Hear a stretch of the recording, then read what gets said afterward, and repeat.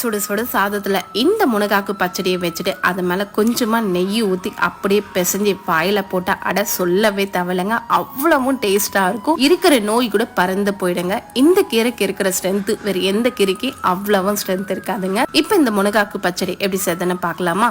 பேன்ல ஒரே ஸ்பூன் அளவுக்கு எண்ணெய் சேர்த்துட்டு அரை ஸ்பூன் அளவுக்கு ஜீரகம், ஒரு 5-6 பல்லு பூண்டு சேர்த்து நல்லா வதக்கி விட்டுக்கின்னு 2 ஸ்பூன் அளவுக்கு கடலை பருப்பு, 1 ஸ்பூன் அளவுக்கு எள்ளு, ஒரு 15 காஞ்ச மிளகாய் சேர்த்து நல்லா வதக்கி விட்டுக்கின்னு கொஞ்சமா கருவேப்பிலை, 2 கப் அளவுக்கு முருங்கைக்கீரை கழுவி சேர்த்து நல்லா வதக்கி விட்டுக்கலாம். ஒரு பீஸ் அளவுக்கு தேங்காவை குட்டி குட்டியா கட் பண்ணி சேர்த்துக்கலாம். ஒரு சின்ன பீஸ் அளவுக்கு நெல்லிக்காய் சைஸ் அளவுக்கு புளியும் சேர்த்துக்கணும். தேவையான அளவு உப்பு சேர்த்து ஒரு 2 நிமிஷம் நல்லா வதக்கி விட்டுக்கின்னு ஆறின உடனே மிக்ஸி ஜார்ல சேர்த்துக்கலாம். இதுல ஒரு சின்ன பீஸ் அளவுக்கு வெல்லம் சேர்த்துக்கலாம். கொஞ்சமா தண்ணி ஊத்தி இந்த மாதிரி கொரன்னு அரைச்சுக்கலாம். இப்ப இந்த பச்சடிக்கு தாளிச்சுக்கலாம். பேன்ல கொஞ்சமா எண்ணெய் சேர்த்துட்டு கடுகுளுத்தம் பருப்பு, ஜீரகம், காஞ்ச மிளகாய், கருவேப்பிலை இதெல்லாமே தாளிச்சிட்டு இந்த துவையல்ல ஊத்தி நல்லா கலந்து எடுத்துக்கினா முனகாக்கு பச்சடி ரெடி. ஒரு வாட்டி ட்ரை பண்ணி பாருங்க.